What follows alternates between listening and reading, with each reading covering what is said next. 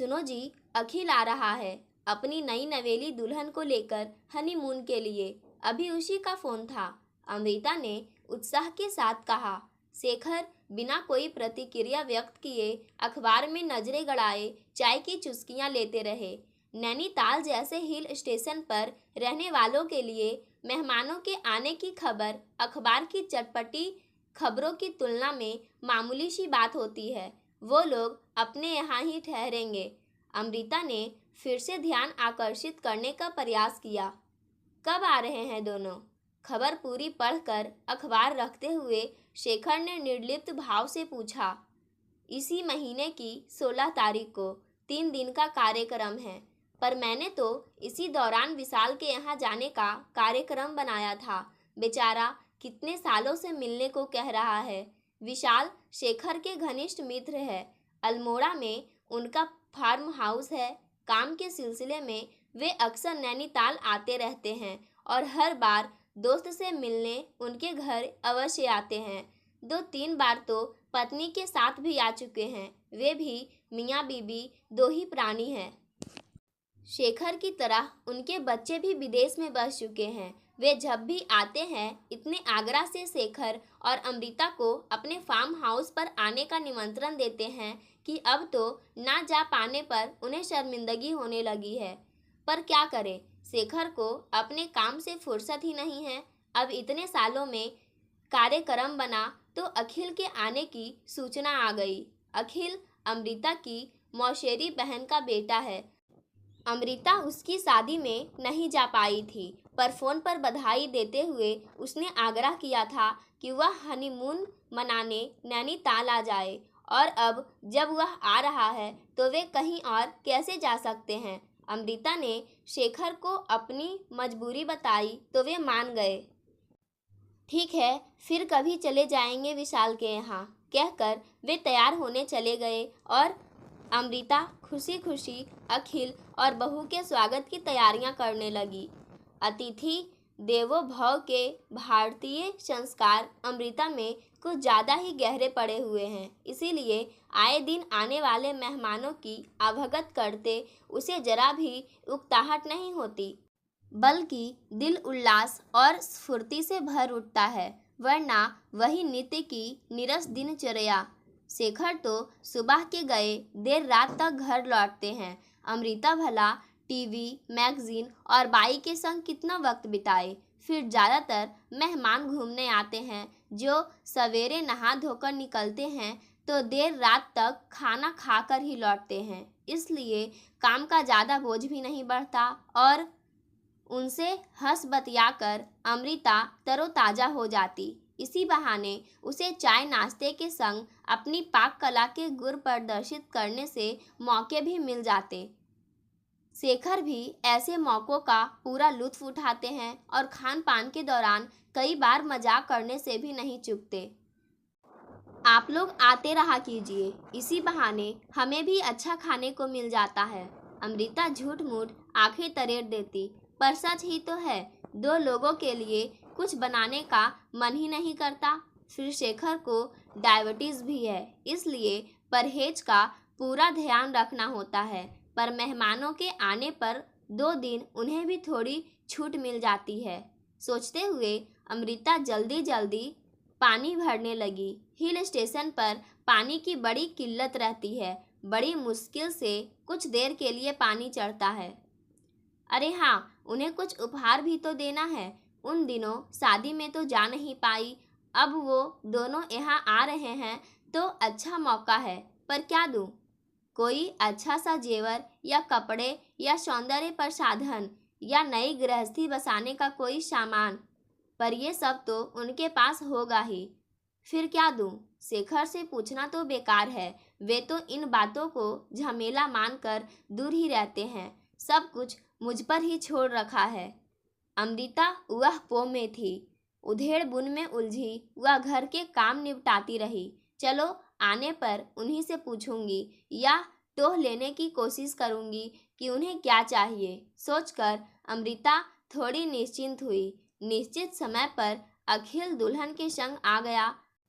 मेघना सचमुच गुड़िया सी थी, नाजुक, संकोची, धीमी आवाज, आदर्श नई बहू की तरह वह हर काम में अमृता की मदद करती। दुपट्टा सर पर डाले रखती। अमृता ने उसे व्यर्थ तकलीफ के लिए मना भी किया, पर वह चुप रहती। अमृता ने शेखर से दबे स्वर में शिकायत भी की तो वे बोले, अरे तुम सास हो उसकी, उम्र और अनुभव का लंबा फासला है तुम दोनों के बीच। क्या उम्मीद करती हो वह सहेलियों की तरह तुमसे हंसी ठिठोली करेगी? अमृता मन मार कर रह गई। शायद शेखर ठीक ही कहते हैं। रात को वह उनके कमरे में पानी का गिलास देने गई तो अंदर हो रही बातों को सुनकर बाहर ही ठिठक गई। तुमने मुझे पहले बताया क्यों नहीं कि यहाँ हम किसी 5 स्टार होटल के हनीमून स्वीट में नहीं, बल्कि तुम्हारी मौसी के यहाँ रुकने वाले हैं? मेघना का नाराजगी भरा स्वर सुनकर अमृता चौंक उठी। यहाँ कोई तकलीफ है तुम्हें? मौसी कितना ख्याल रखती है हमारा। अखिल की दबी दबी आवाज़ थी।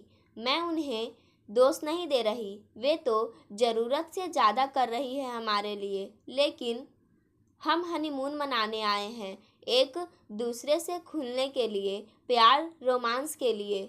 हमें जो उन्मुक्त वातावरण चाहिए इस घर में कैसे मिल सकता है?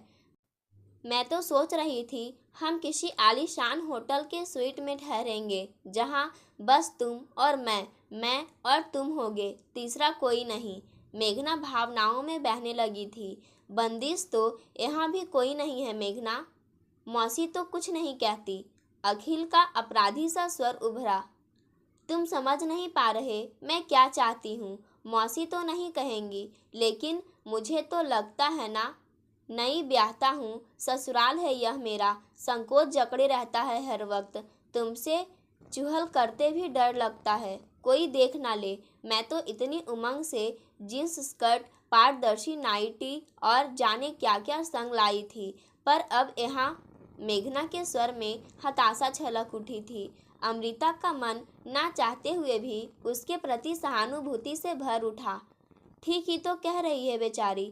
हनीमून को लेकर नवविवाहिता के दिल में कितने अरमान होते हैं, यह भला मुझसे बेहतर और कौन समझ सकता है। अमृता अतीत की वादियों में गुम होने लगी। शादी से कुछ दिन पूर्व ही शेखर की छोटी मोटी नौकरी लगी थी। हनीमून पर जाने जितने पैसे उनके पास नहीं है, यह जानकर मुझे बहुत आघात लगा था।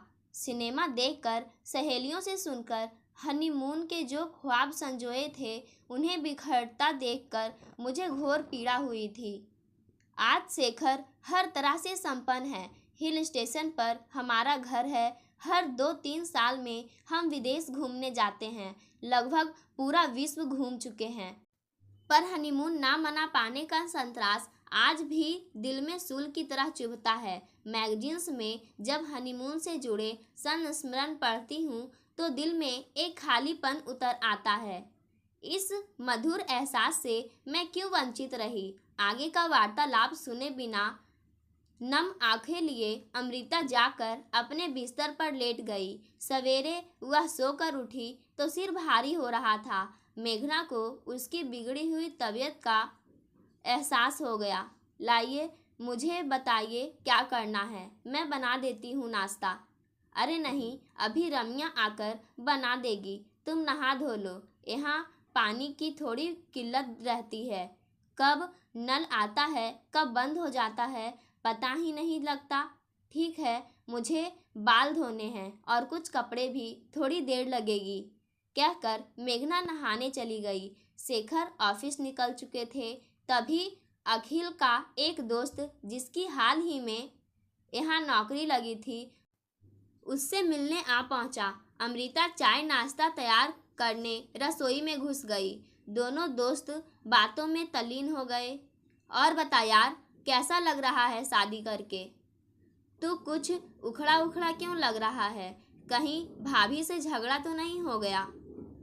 अरे यार, हनीमून मनाने आया है तो मस्ती करना। नहीं यार, ऐसी कोई बात नहीं है, बस ऐसे ही मुझसे छुपा रहा है, अपने यार से छुपा रहा है।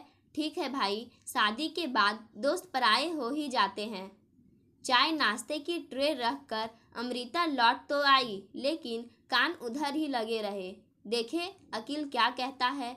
ऐसी बात नहीं है यार, उसे दरअसल शिकायत है कि हम किसी 5 स्टार होटल में क्यों नहीं रुके जहां खुलकर रोमांस किया जा सकता था।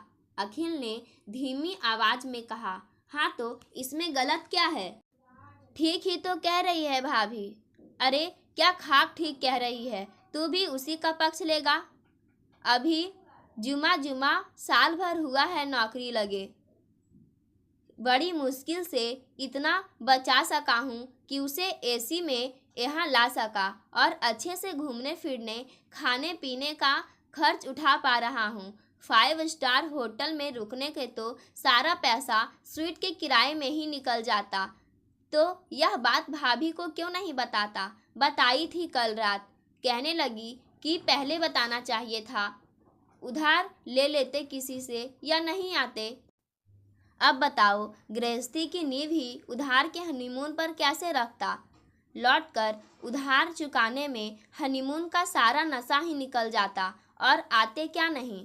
अरे शादी कोई रोज रोज होती है क्या? जिंदगी में एक बार शादी होती है और एक ही बार हनीमून। रोमांस के ऐसे मधुर पल भला और कब मिलेंगे? लेकिन तुम लोग तो मधुर पलों का आनंद लेने के बजाय आपस में लड़ रहे हो।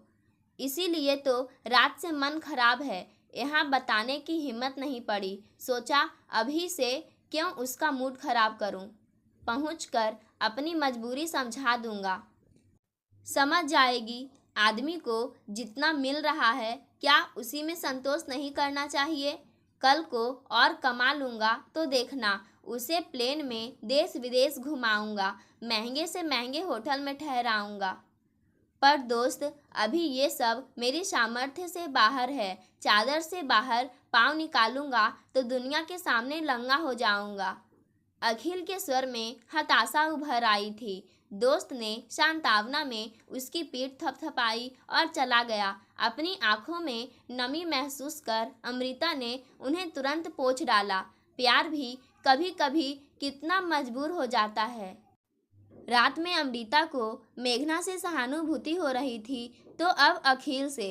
शायद दोनों अपनी अपनी जगह सही होते हुए भी कुछ मायनों में गलत है। मेघना को समझना चाहिए कि पैसा बहुत कुछ होते हुए भी सब कुछ नहीं होता।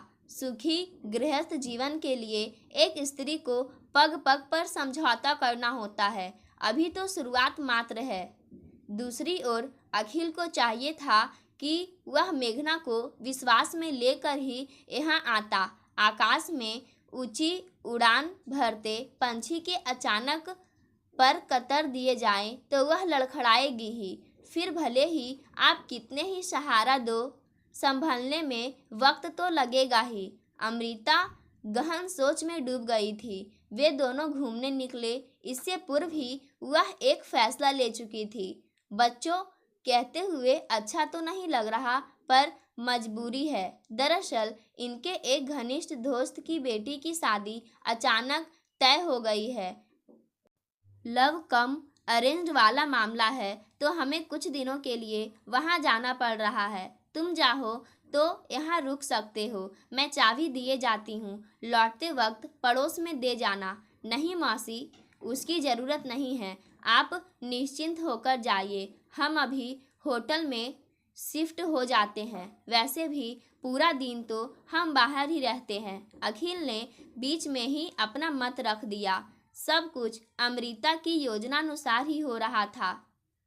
अच्छा बेटा, जैसी तुम्हारी मर्जी, पर यदि तुम्हें होटल में ही शिफ्ट होना है तो इनके एक दोस्त के यहाँ 5 स्टार होटल है, वहाँ सही कीमत पर हम तुम्हारे लिए स्वीट बुक करा देते हैं।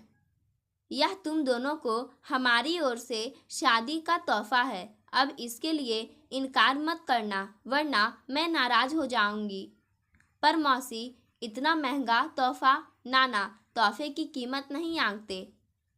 अच्छा, मैं शेखर से बात करती हूँ, तुम अपनी पैकिंग करो और मैं भी अपनी पैकिंग करती हूँ। अखिल के चेहरे से खुशी टपकी रही थी। वहीं मेघना के चेहरे पर शर्मिंदगी और पश्चाताप के मिले जुले भाव थे। शायद उसे इस स्थिति का कुछ कुछ अनुमान हो गया था। अमृता ने स्नेह से उसके सिर पर हाथ फेरा तो वह भावुक होकर उसके सीने से लग गई। फार्म हाउस जाते वक्त अमृता ने शेखर को सारी बात बताई तो वे ठठाकर हंस पड़े। वाह मैडम, आपने तो एक ही तीर से कई शिकार कर डाले। हमें भी खुश कर दिया और उन दोनों को भी। लेकिन सबसे ज़्यादा खुश तो अमृता स्वयं थी। एक गृहस्थी को शुरुआत में ही दरक जाने से बचाकर उसने जमाने भर की खुशियां हासिल कर ली थी। पाठकों, आज की कहानी यहीं समाप्त होती है। धन्यवाद।